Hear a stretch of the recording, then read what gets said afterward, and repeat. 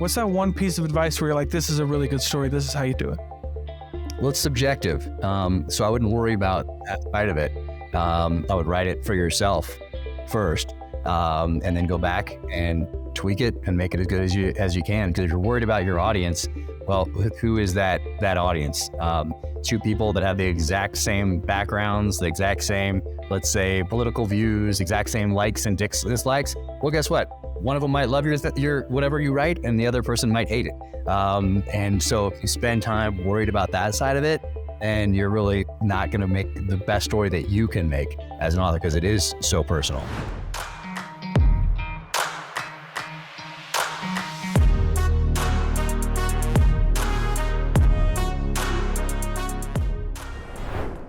Okay, we're rolling. Thank you so much for being here, Jack. Oh, thanks so much for having me. This is awesome. Yeah, I know. I'm really excited. This is probably one of the bigger interviews I've ever done. So this is a real honor for me. Oh, man. Cool. I want to kick it off with a question right out of the gate. You obviously, you have a book coming out, Only the Dead. You've been in the military. I think it was 20 years, Navy SEAL, all that good stuff. So there were a lot of surprises in the military. My question is, what was the biggest surprise for you starting a business or writing your book? Like, what surprised you the most when you were on that venture? Yeah, the answer to that one is that it's a lot more than just writing.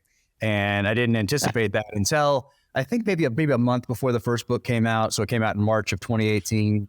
And leading up to that, I knew I'd need a website. I knew I'd need some sort of social media presence. So about a year before, I got an Instagram account and just started watching, just looking at how people, because I didn't have any social media presence in the military. No MySpace back in the early days, no Facebook, no Instagram, none of that. Because back then, nothing good could come from it, really. Now, today it's a little different in the military or in intelligence circles, because now if you don't have some sort of a social media background when you're going into a foreign country, that's the red flag.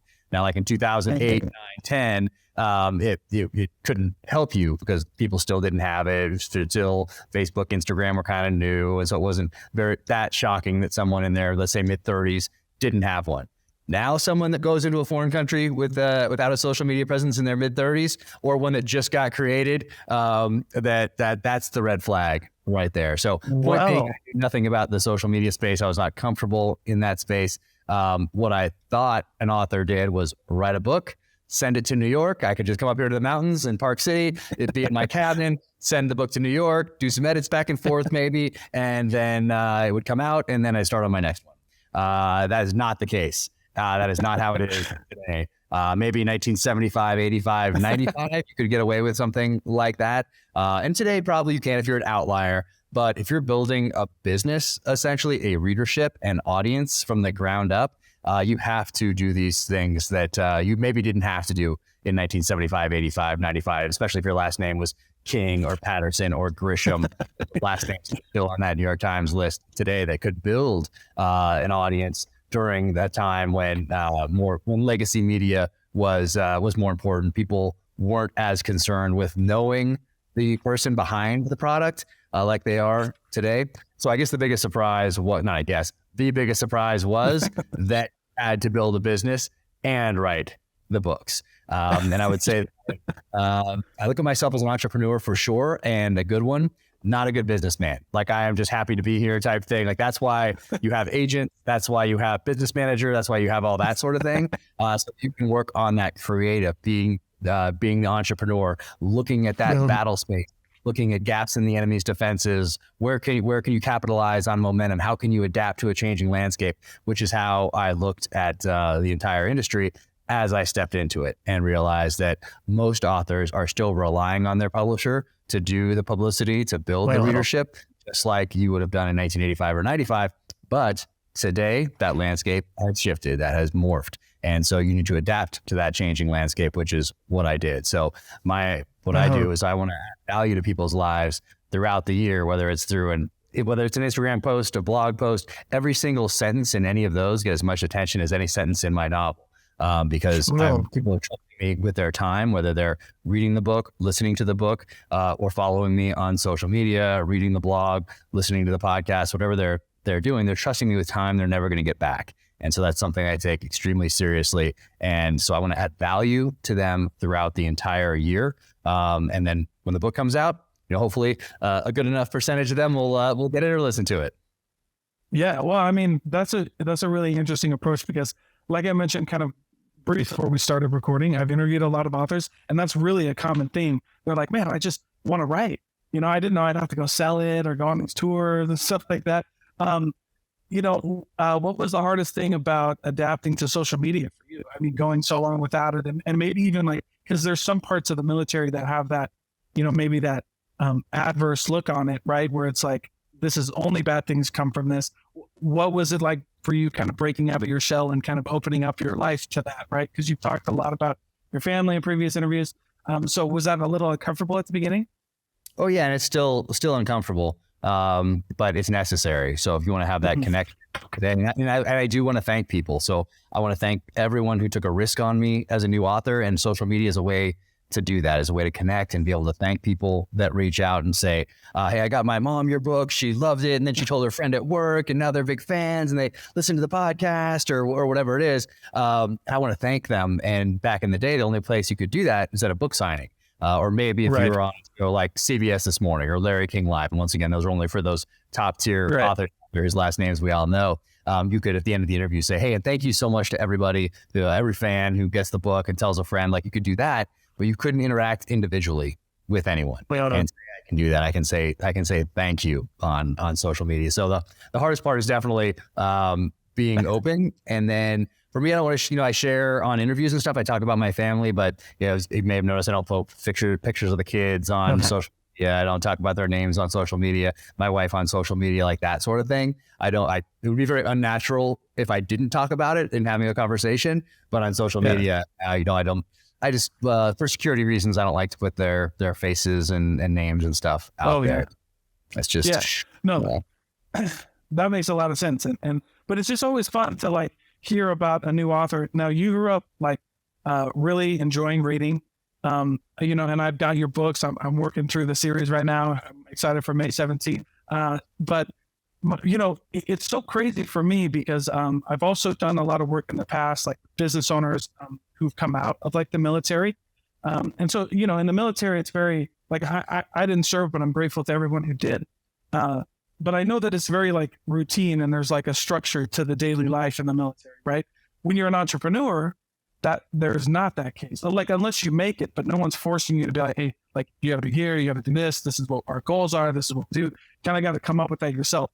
What was that like for you? I mean, I know you, like I said, I know that you've always wanted to be an author. I think it was always the plan for you to be an author after the military. But what was it like coming out of just like knowing what you're supposed to be doing, knowing your missions, knowing your goals, and then coming here and like having to create those for yourself? It was fantastic. I mean, I had 20 years in an organization that, even though it's special operations, which means you have to be fairly agile, because you're adapting to that enemy is adapting to you, and whoever does it quicker is usually victorious on the battlefield. So we're a lot less structured, I would say, than the rest of the military, SEAL teams in particular. But there is still structure there. There is still a chain of command there. There are still orders there. There are still grooming standards. There are still like all those things, uniforms. So 20 years was good. It was a solid run. But there was, like, you have to essentially, in the military or in special operations anyway, that's my only experience, you have to be an entrepreneur, because that's what you're essentially doing on the battlefield. The enemy certainly is. So you kind of have to look at it the same way an entrepreneur looks at the battle space in whatever industry they're stepping into, whatever industry they're in, because that allows you to adapt. If you're not thinking like an entrepreneur on the battlefield or in planning stages, if you're not thinking like the enemy, if you're not outthinking the enemy, if you're not studying the enemy, and if you're not using the best gear, tactics, equipment that you possibly can for every advantage that you possibly get your guys on the battlefield, well then, you're wrong. So there are a lot of similarities for sure, but it is definitely nice to not have a bureaucracy over me, to not feel responsibility to the guys, because it's a lot. It's a lot. You have to give them your all. Your family comes second. The mission, the guys come first. It has to be that way. And then now that I'm out, Well, now I don't know. My wife might say differently, but it's you have options. You can choose. Yeah. You're not beholden to these guys whose lives are in your hands for the decisions that you make downrange. If I make a bad decision in one of the novels or a marketing push or something, guess what? It's okay. No one's dying. No one's going home in a body bag. That is not the case in going to downrange in Iraq and Afghanistan with your best friends and teammates to your right, your left in combat.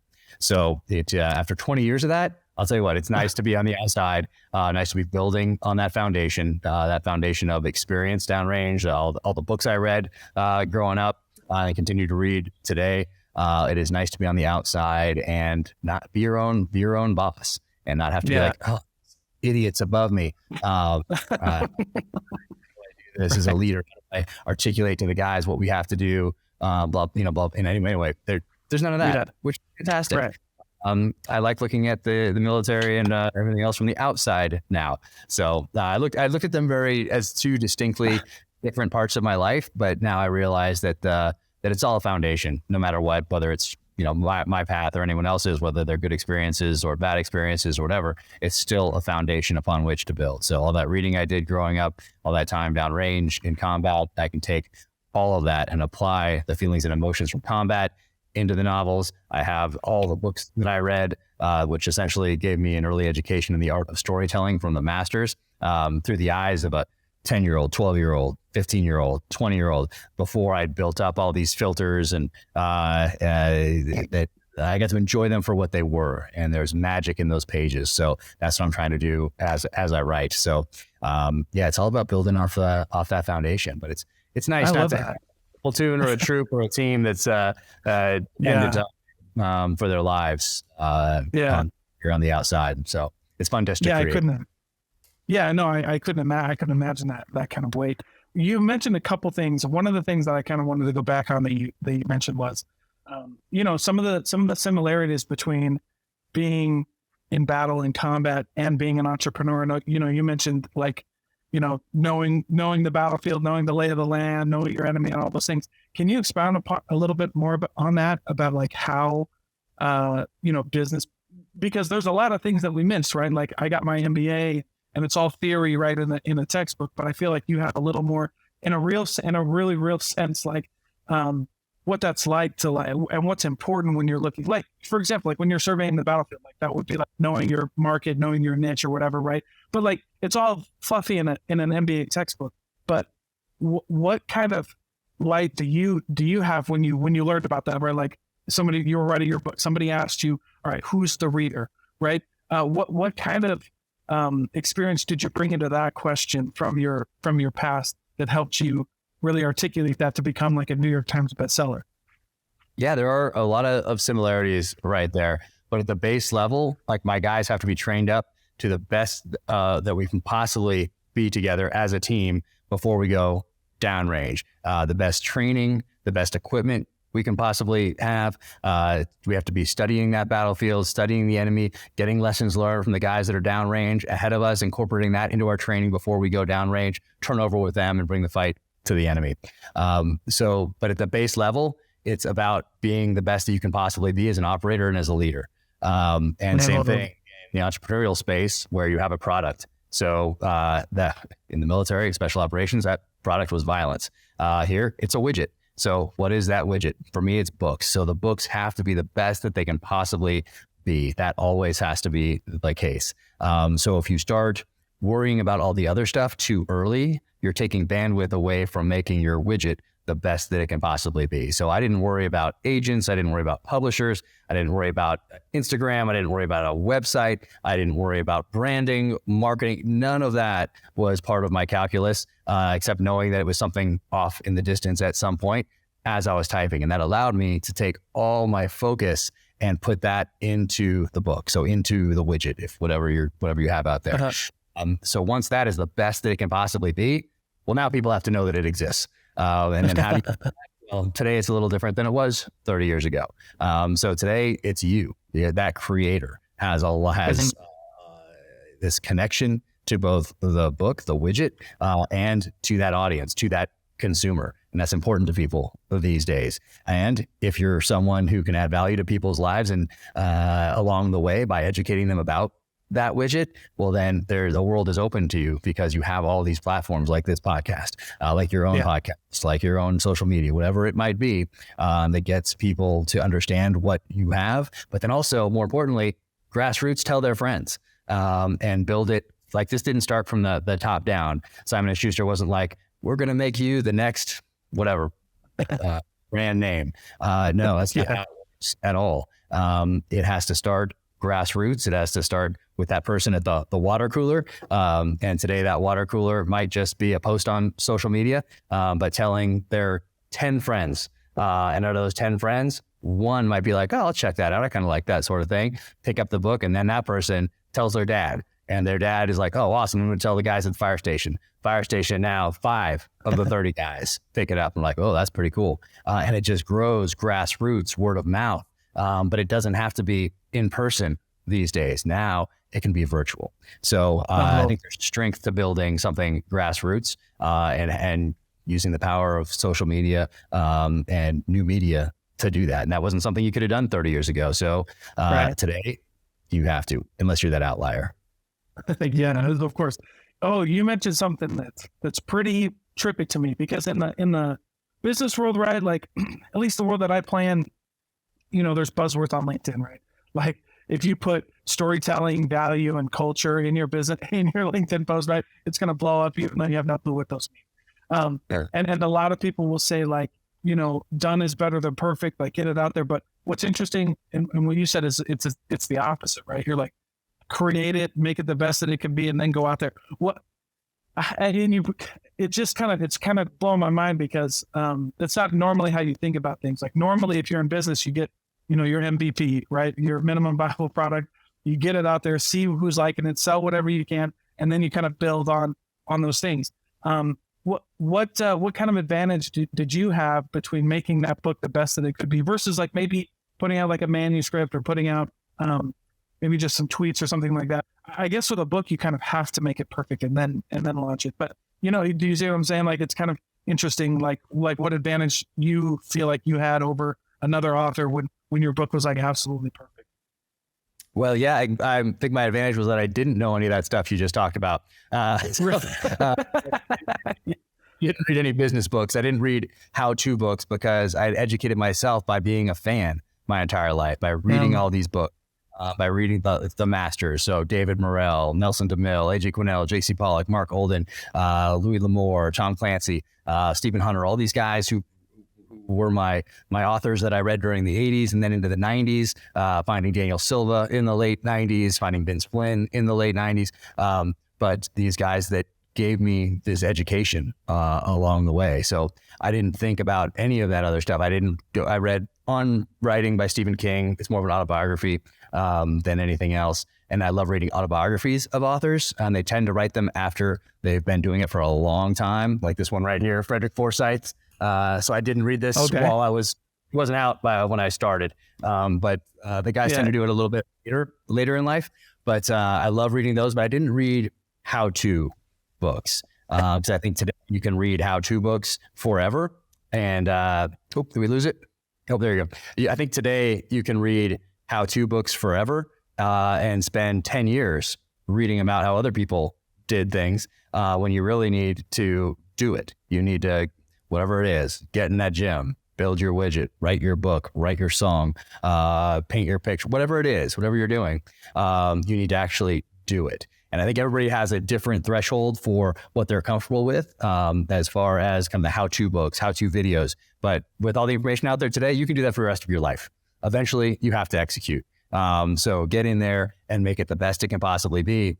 And for me, having the book be the best that I could possibly make it. And for each book, that's remained the case, not just to get something out there, because people are trusting me with this time that they're never going to get back. Once it's gone, it's gone. That's what we all have in common. No matter where in the world we live, what we do for a living, who our parents are, that's the one thing that we all have in common. Once that time is gone, we are never getting it back. So for me, that's how I build trust with my readers and my audiences, by making that book the best that it can possibly be. Not saying it's the best book, but the best that I can possibly make it. And you can say that honestly. And people recognize that. And it's a subjective thing in this case. It's, it's not Microsoft Word. It's, it's not something that you can be like, oh, this feature doesn't work. It's subjective, like any piece of art. And today people get to tell you, people get to comment on it and tell you on Instagram or tell you on Amazon reviews how much they hate you. And that's okay. That's a part of it these days. I think the last thing you said was like negative reviews, which I saw you did the podcast episode where you reviewed some of those. Yeah, because today I think a lot of those negative reviews, someone reads it, and let's say in my case, it says too violent, too much gear descriptions. I don't care what kind of a knife it is. Well, guess what? Somebody else does, and that's important to them. And so for that 1-star review, there's someone who's like, "Ooh, I'm going to get this book. This sounds like exactly up my alley." So I think even the negative reviews or the 1 stars or 2 stars actually help. So that's how I look at it anyway. I think they do help. I think, and one of the questions that I love asking authors is the question that you kind of just mentioned. Because there's always going to be haters. There's nothing you can do about it. Whatever. You just kind of, I think what you do in that case is what you do. And like what some other brands do, which is like, just kind of like you read them out loud and you kind of laugh with them and you're kind of like, oh yeah, whatever. And you kind of, take it in stride. But, one of the questions I do love asking is like, how do you balance, because you have all of that really technical knowledge, right? How do you balance bringing that in to making it like authentic and real, but also like keeping the interest and keeping the story flowing? Yeah, I juxtapose it with the feelings and emotions that you can't really get from anywhere except by actually having lived it and done it. So maybe someone who's a gun guy or a gear person who has no experience downrange can describe a backpack or a firearm in great detail. But what they then need to do if they're writing these kind of thrillers is either imagine what it's like to be behind that sniper rifle at the height of the war, pressing the trigger, or interview someone who did that. And then if you don't have that experience and you're interviewing someone who does, that answer to your question or questions is going to get filtered through other interviews you've done, other interviews you've watched, movies, books, preconceived notions, biases. And then it's going to get regurgitated and put back on to the page after it goes through all of those filters. For me, it's coming directly from my heart and soul right onto the page. So I have the technical side that I'm writing about where I'm describing a sniper weapon system or a blade or whatever it might be, but then describing what it feels like to be in an ambush. And I just go back to, let's say, Baghdad 2006 when I was in an ambush, and then I just take those feelings and emotions and I apply them to my protagonist getting ambushed, let's say in Los Angeles, California, in a completely made up story. But those feelings and emotions are real. So I think that made a difference to Simon & Schuster when they read it, because they see thousands of these books every year. And it's made a difference with readers as well. I think that's an incredible way to put it, like bringing in like your story, because when you're talking about storytelling, I think a lot of people get lost in the grandeur or like the buzzword of like what it means to be a storyteller. And I think that you obviously you're a pro at it, right? But I think you pointed out something there that a lot of people skim over, and that's like the authenticity of like, the story isn't one that I just wrote, right? Like everything might be kind of fictional around it, but like everything that's happening in here and the feelings are like actual feeling, like this is something, and that's what people can relate to.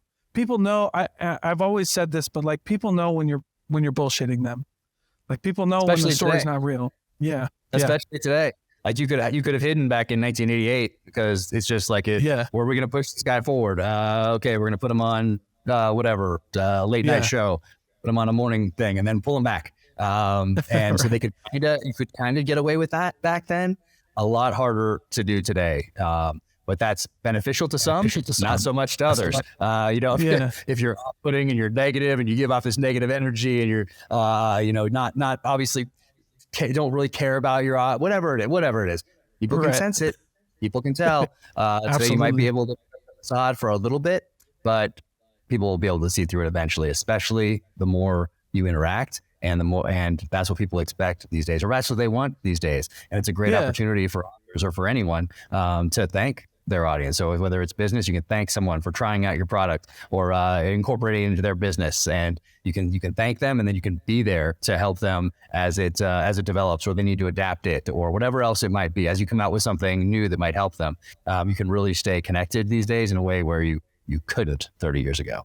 So it's something that all businesses, most businesses are aware of it, and a lot of them do it better than others. But you can take your readership, your audience, your consumer base along with you on this journey. So it's not just about this product, it's about inspiring them along the way to do whatever they want to do, because they see you doing it in business over here. They have a totally different business or a totally different dream, but maybe seeing where you came from and how you did it, and how you're interacting with people that are essentially supporting you by using your product, then wow, you have that connection, and you can say, oh my gosh, I can do that. This guy did it, I can do that for sure. Somebody did it, I can do it. And we only have one ride on this earth, only one. We get to decide how we're going to spend it and how we're going to influence those around us, and that's all up to us as individuals. So today, you know what? There's a lot more opportunity than there was 30, 40 years ago. That's for sure. Yeah, no, that's an amazing point. What made you? I mean, obviously, I've talked about this, but was there a critical point in your history where you were like, where you went from, I'd like to write a book, that'd be nice, to like, I have to write a book, like this is gonna get done? Always. By sixth grade, I would say, was fifth or sixth grade. I wanted to be a SEAL since I was in third grade. Found out that SEALs were very early on, and just set my sights on that goal. So no matter what I was doing, whether I was running cross country or playing lacrosse or whatever else, I was always thinking like, how's this going to help me as an operator and a leader later down the line? Wow. Same thing with reading. I was always thinking, hey, how's this book going to help me as an operator, as a leader, as a strategist, as a tactician later down the line? Some of my earliest memories are of the 1979 Iranian hostage crisis, and seeing Americans blindfolded, seeing the aftermath of Desert One, and wondering why we're the United States. I've watched all these movies with my dad where the U.S. comes in and saves the day, and now all of a sudden we have these hostages that we haven't rescued, and we have a Walter Cronkite counting the days down on the evening news every single night. And then I just naturally gravitated towards those headlines, towards the Time magazine and Newsweek that came across with headlines about that, about the 1983 Beirut barracks bombing, about TWA 847, about Achille Laurel, about Pan Am 103. So all of those things, I just knew that terrorism would be my war of the future. And I was going to prepare myself even back then by reading all the nonfiction I could about insurgencies and counterinsurgencies and terrorism and special operations. Anything I could possibly do to build that foundation, I thought was my responsibility, even in those early ages, even at age 10, 11, 12, 13. That's what I was doing because my mom was a librarian. So it was very natural for me to read and grow up with this love of books. But then guess what? In the early 80s, you could almost exhaust everything written about special operations, SEALs in particular. So what I did was then, about fifth grade, I started reading the same things that my parents were reading. That's when Hunt for Red October came out. By sixth grade, for sure, I was reading the same kind of thrillers that I write today. And a lot of the protagonists, a lot of the main characters in those novels had backgrounds that I wanted in real life one day. So they were Navy SEALs in Vietnam. They were Army Special Forces in Vietnam. They were Marine snipers in Vietnam. They were CIA paramilitary guys in Vietnam. So I went into these books thinking, okay, Nelson DeMille, he was an infantry soldier in Vietnam. He's definitely done his research into the CIA. David Morrell created the character Rambo back in 1972 with his debut novel, First Blood.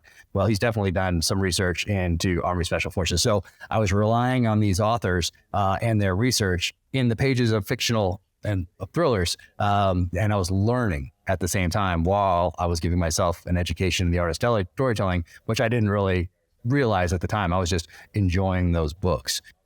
So yeah, it all started with reading. Heck yeah. And that's so cool, because I think that's something that we lost for a little bit, was like the love of reading, just anything. Like I grew up in the school system, like thinking that I hated reading because they just made us read the same old books that they put you through in English. Right.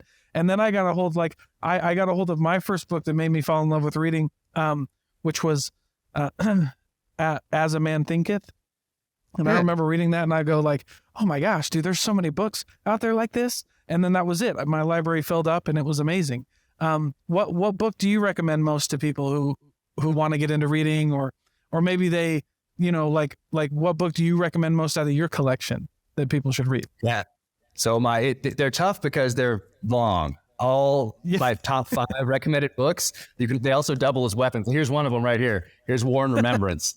It's pretty thick. You read Winds of War first. Herman Wouk, amazing. Winds of War first, followed by War and Remembrance, Caine Mutiny. But my top 5 books are Once an Eagle by Anton Meyer. It's historical fiction and follows 2 guys from right before World War I up to Vietnam. And it really juxtaposes these 2 leaders, one who starts as an officer, one who starts enlisted and gets a battlefield commission in World War I, and how they move their way up the ranks, and how this political animal right here is just a little bit ahead of that guy that got that battlefield commission. But I gifted it to guys in the SEAL teams as they were starting their time in the profession of arms, and I would write a letter and put it in the front of the book and tell them why I was giving them this book, and then I'd have another letter at the end that I'd seal.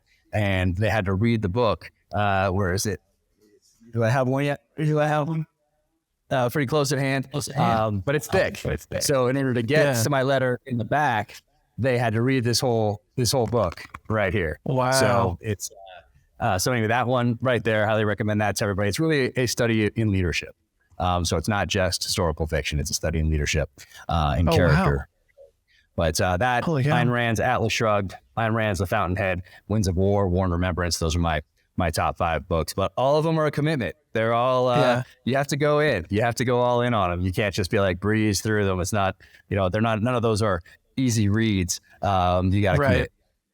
Well, that's so interesting that you mentioned that you gave them to SEALs before they, or like while they were doing that. Very interesting to do. I wouldn't have thought that, like, if I was thinking of like, all right, the top SEAL guy giving a new SEAL guy a book, like a fiction one wouldn't necessarily be the first kind of genre that I would think of. But I mean, obviously it works, right? What made you pick that one? Besides, I mean, you mentioned leadership, but anything else in particular? I was gifted to me by a Vietnam era sniper, Army Special Forces sniper. So he gifted it to me, and I in turn then gifted it to guys who were starting out their careers in the military. But cool. It's really historical fiction. So yes, it's fiction, but it's so the characters are fictional characters, but the events are real. So you're learning about World War I, about the lead up to World War II, those interwar years. You're learning about the post World War II years. So you're learning a lot as you go along, while at the same time you're taking lessons in leadership, but not just in leadership for a company or for the military, but for life in general. And really the lesson of the book, and I probably shouldn't say this because now people won't read it. They'll be like, oh, I got it already. It's see to your character, and your reputation will take care of itself. And especially in special operations, your reputation is your currency. But if you just see to your character, that reputation takes care of itself. Wow. I love that. That's amazing. Was writing the books, all the Jack Reece books, was that therapeutic for you after coming out of it 20 years?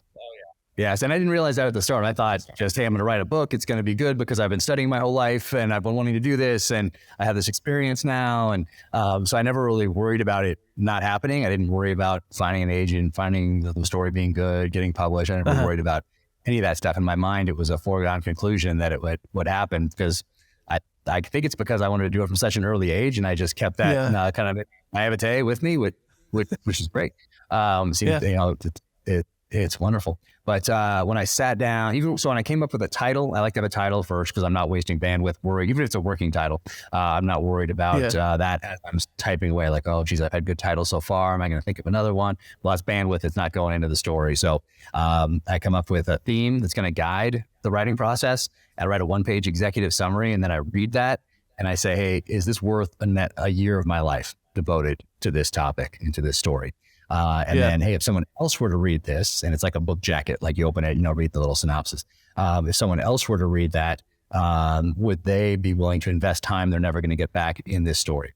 And if the answer to both of those is yes, then I take that 1-page executive summary, turn that into the outline. And then after that outline is, let's say 50% done. Then I start turning it into the narrative. And by 50% done, I don't mean like halfway through. I mean, like there's some structure there. I know where I'm going. I know the characters. But I don't want to come up against a problem in that outline and then just stop, because I'm like, oh, how am I ever going to figure this out? How's my protagonist ever going to get out of that situation? Oh, people aren't going to believe that. Or no, I just go right around it knowing I have a year to figure out these problems. And on the battlefield, I'm aggressively solving problems, creatively solving problems. I'm gonna do that same thing on the written page, but if I mess it up, no one's dying. So that's that's kind of the process as I write these things. Yeah. And now I've forgotten your original question. Where I'm going with that. I get so excited talking about. I think that answers it, right? Just like it being therapeutic for you coming out of like the military, like writing those stories down. That outline, started turning it into a manuscript. That's when I realized how therapeutic it was going to be and how personal of a writing experience it was going to be. Even through that, developing the theme, the title, the one-page executive summary, the outline, I was still just thinking, oh, it's going to be a good story. I'm going to take people along for this ride. And then when I started typing it out as a manuscript, that's when I was like, oh, this is going to be a very personal writing experience. And each of them has been up to this point anyway. Yeah. And, I told a few people that we were leading up to this interview that I was going to interview you. And one person mentioned that you do a lot of work with veterans coming home. Do you ever encourage other veterans to write out their story or anything like that? Yeah, people do contact me and ask me about that. And if some people it's the right thing to do, some people maybe not. But I would think if I was to generalize, that writing things out and being able to think about it would be therapeutic for most people. I don't know, not everybody, maybe revisiting some of those old memories isn't good. I don't know. But if you take an experience, whether it's good or bad, and then turn it into a positive going forward, well, that's a win. And writing is a very good way to do that. And I think over time, throughout history, it's been a good way to do that. Once again, not saying for everybody, but I would think for most people, sitting down and writing it out and getting those feelings out there on the page would be beneficial. I mean, it's definitely helped me before. I don't know. Right. No, that's okay. But like a lot of this just comes from experience. Some people just like that authenticity of like, dude, I wrote it down. And of course, we live in a world with 7 billion people. So is it not going to work for a few people? Probably, right? But I think like it's a good place to start. I think it, why is his name blinking? But Jordan Peterson talks about self-authoring, and writing it down and working through it in your head and things like that. And how it works for people. Well, life in general, it doesn't have to be the military, but turning any experience that's it's not great or that is great, but building off it going forward and passing on those lessons to others, so they don't have to learn those same lessons in blood, for lack of a better term. And so we can all grow by those lessons going forward as wisdom is, and then maybe knowing you had a part in that is I can't. I don't see that as being a negative. Then a lot of people just reach out to me about writing in general, and they're worried that their book's not going to be good or whatever. How do you get an agent or what? Oh, hey, don't worry about any of that. So in fiction, you have to have the manuscript, the whole book done. Nonfiction, you have other options. You can sell like an idea, a story, a chapter, the idea of a story, a chapter, that sort of a thing, an outline. So there are more options on the nonfiction side, but in fiction, that book has to be done, and it has to be the best that you can possibly make it before you find an agent.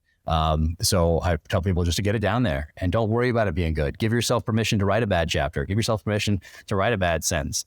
Give yourself permission to write a bad book. And guess what? Once it's done, you can go back and make it good. But get it out there first. And so I think that's Tell me about what it means to write like a good story. Like if you were going to give a business person or an author, anybody, like somebody comes up to you and they're like, how do I tell a really good story? What's that one piece of advice where you're like, this is a really good story, this is how you do it? Well, it's subjective. So I wouldn't worry about that side of it. I would write it for yourself first, and then go back and tweak it and make it as good as you can. Because if you're worried about your audience, well, who is that audience? Two people that have the exact same backgrounds, the exact same, let's say, political views, exact same likes and dislikes. Well, guess what? One of them might love your whatever you write, and the other person might hate it. And so if you spend time worried about that side of it, then you're really not going to make the best story that you can make as an author, because it is so personal. So I wouldn't worry about that side of it. And there are elements, of course, to storytelling, but for me, I found out what those were by reading, by being a fan of the genre, by watching adaptations from books to film, growing up, discovering Joseph Campbell and Hero with a Thousand Faces, Hero's Journey very early on when he did a series of interviews with Bill Moyers on PBS called The Power of Myth back in 1988. I watched those with my mom, and he talked about how his book influenced George Lucas and for Star Wars, of course. That was enthralling for me. But I think that's the key is to, if there is a such thing as a key, is just writing something that you would want to read as a storyteller. Get that down there, and if you do that, then it doesn't really matter what anybody else thinks, because some people will love it and some people will hate it, and that's just how it goes. Wow, yeah, you're giving me. It's such a good thing to think about, and I love these interviews because it makes you just take a step back. Because like I said, I've gone through MBA, I've gone through a lot of formal schooling or whatever, and it always really frustrated me when like you start an idea with like somebody else, and I'm like, no, man, some of the best stories are like well, I was just talking to my wife about this, but the song, I don't know if it's a really famous song, but like Fast Car by Tracy Chapman. Yeah. Everybody loves that song because that's her. You know what I mean? Like, and not only is it her, but because it's so her, like we can all relate to that. Like it just brings out the empathy in everybody. And I doubt a lot of these song artists or authors like yourself just sit down. What does my audience want to read? Like, no, they want you, right? They want you to be present. They want you to be authentic. And I think that's a really big lesson that in business we just skim over. We want everybody to buy our product. And I think that one of the biggest things that people miss is like, not everyone's going to want to buy it. You know what I mean? And that's okay. It has to be okay because it's already foretold. Already know that there's the 99% of people like Top Gun. Guess what? There was that 1% of people that didn't like that movie. You can't please everybody. Right. So that's just how it goes. But I think that there probably are a lot of people that write, just like there are a lot of people in business that are more worried with an audience reaction or whatever else it might be than with the product itself. That's certainly a way to go. I'm not saying my way is the right way. It's just sharing my. It's just the way that I do it.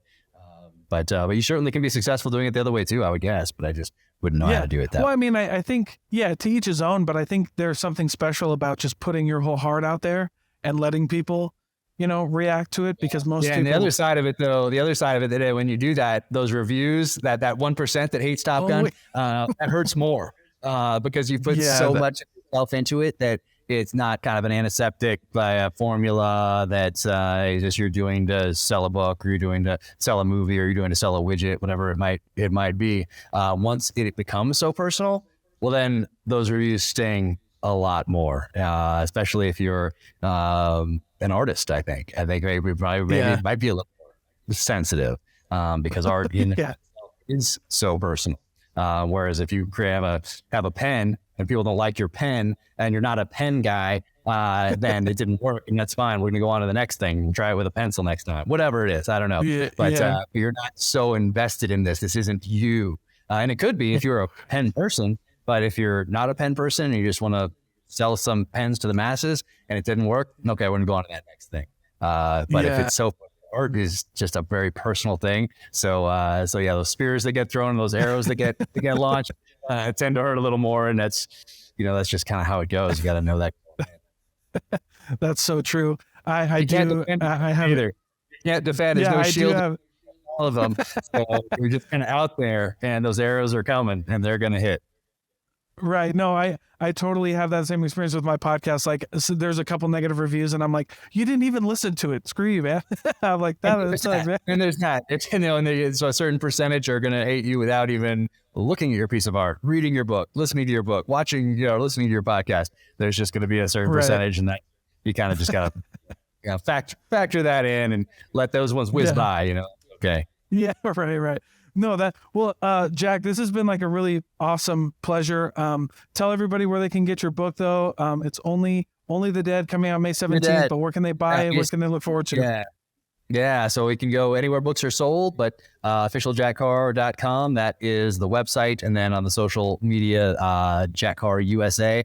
And I interact with people on Instagram and Twitter I think some post to Facebook and maybe LinkedIn too, but 4 is too much. Yeah. 2 is almost too much, but those were Instagram and Twitter are where I personally interact with people. Hang out. All right, cool. Well, thank you so much, Jack. It was awesome having this interview. No, thanks so much for having me. I really appreciate it. This was fun.